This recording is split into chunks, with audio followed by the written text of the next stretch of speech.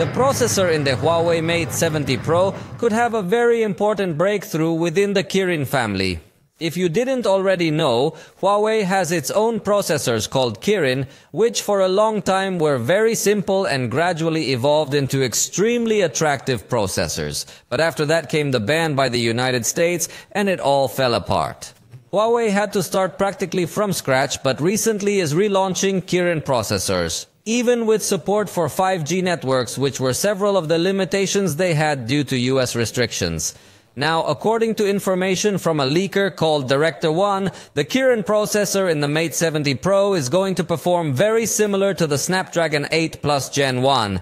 That is, Huawei will not yet be able to match the latest generation processors, but it is getting closer and closer.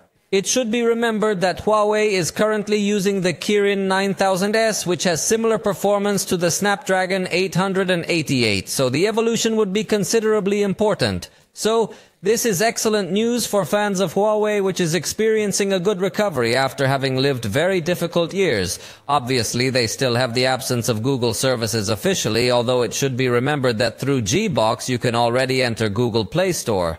So, there would not be so much of a problem unless you do not want to enter your Google account in applications of this style that are virtualizers. But I think that for the vast majority of users, it is enough to have access to Google Play Store on their Huawei devices through Gbox.